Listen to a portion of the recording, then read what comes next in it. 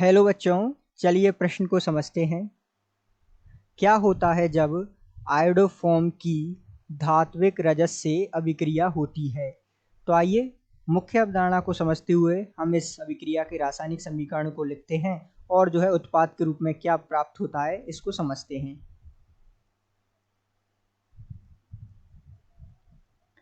तो इस प्रश्न को हल करने के लिए अर्थात आयोडोफॉर्म की धात्विक रजत से अभिक्रिया का रासायनिक समीकरण संपन्न कराने के लिए आपको कुछ बातें या कुछ बिंदु ध्यान होनी आवश्यक हैं। जैसे कि सबसे पहले बात कर लेते हैं आयोडोफॉर्म क्या है।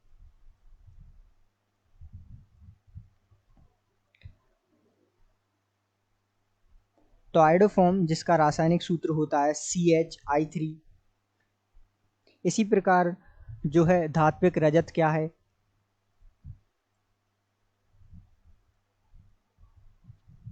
तो रजत अर्थात सिल्वर जिसे हम Ag के नाम से जानते हैं, ठीक है।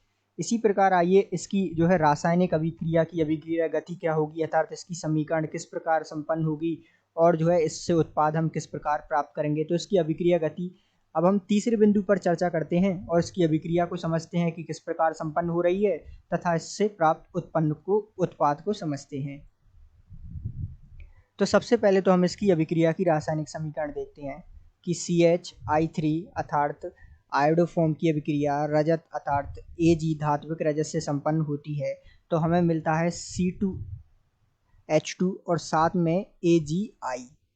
तो ये C2H2 जिसे आप CH 1 2 3 अर्थात ट्रिपल बंद अर्थात त्रिबंध CH भी प्रदर्शित करते हो, इसका नाम हो गया एसिटिलीन। तो ये जो है हमें मुख्य उत्पाद के रूप में क्या प्राप्त होता है C2H2 अर्थात एसिटिलीन। तो ध्यान दीजिएगा, इस प्रकार हम तीसरे बिंदु पर गौर करते हैं अर्थात इसकी अभिक्रिया गति समझते हैं। सबसे पहले तो ये किस प्रकार अभिक्रिया संपन्न हुई, तो यहाँ जो है सबसे पहले 2 लगा देते हैं ताकि ये संतुलित रहे। तो ध्यान दीजिएगा CH3 की अभिक्रिया जब Ag से कराते हैं तो क्या होता है कि I माइनस होता है यहाँ और ये जो है C पर प्लस होता है और Ag पर जो है धातु है तो प्लस रहेगा। तो ये जो है माइनस के साथ जुड़ेगा अर्थात माइनस प्लस जोड़कर AgI बनाएंगे और साथ में जो है ये प्लस ये जो है 2 होता है तो CH और CH जो है आपस में मिलकर जो है C2H2 का निर्माण करते हैं अर्थात एसिटिलीन का निर्माण करते हैं। तो इस प्रकार जो है इसकी अभिक्रिया गति संपन्न होती है।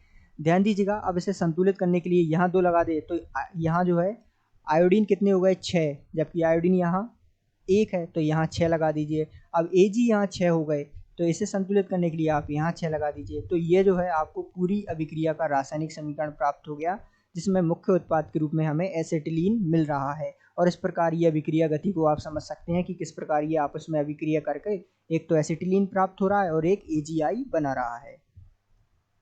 तो इस प्रकार आप पूरी अभिक्रिया को समझ सकते हैं। आशा करते हैं आपको समझ आया होगा। धन्यवाद।